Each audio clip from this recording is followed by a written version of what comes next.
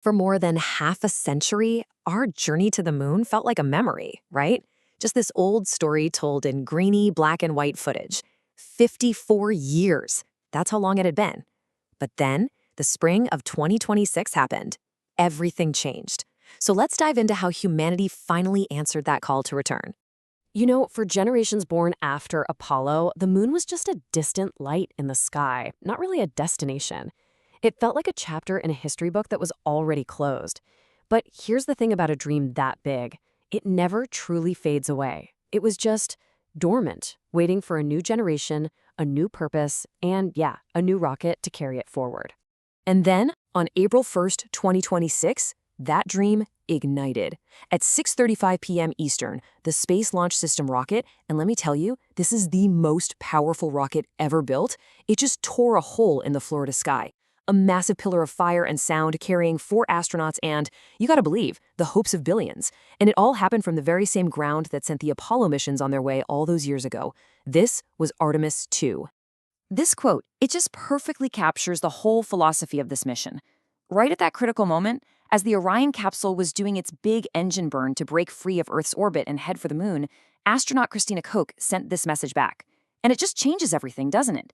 This wasn't about escaping our world. It was about doing this journey for all of us. Okay, so this set the stage for something incredible. As this crew of 4 traveled deeper into space than any humans had since 1972, they were about to witness a sight that had been reserved for only a tiny handful of people in all of history. I mean, just try to picture that for a second. The absolute perfect blackness of space is all around you. And then, through the window of the Orion capsule, you see it. Earth. Not as a map, but as a living, breathing world just hanging in the void. This was the first Earthrise for a whole new era of explorers, and what a profound emotional reminder of what this is all about. And this quote from Commander Reed Wiseman, it just nails that feeling of awe and disbelief. You can almost hear it in his voice, right? It's one thing to know the numbers and the physics, but it is a whole other thing to actually watch your home planet shrink in the distance at that incredible speed. So just how far did they go? 252,757 miles. That number is a new record.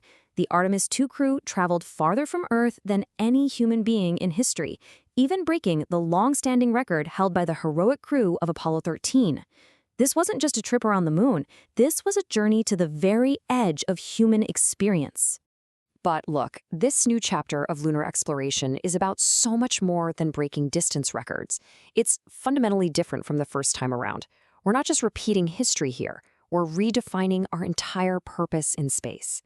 Think about it like this. Apollo was a sprint. It was a product of the Cold War, and the goal was simple. Flags and footprints. Get there first, plant the flag, come home. Artemis, on the other hand, is a marathon. It's designed for the long haul. It's about building a sustainable, long-term human presence on and around the moon.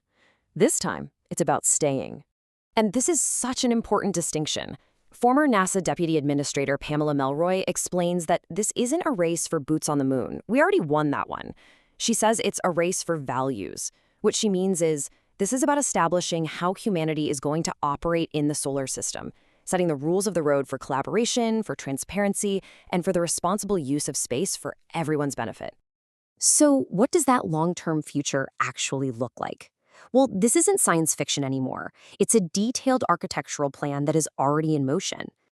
The cornerstone of this whole new infrastructure is the Lunar Gateway.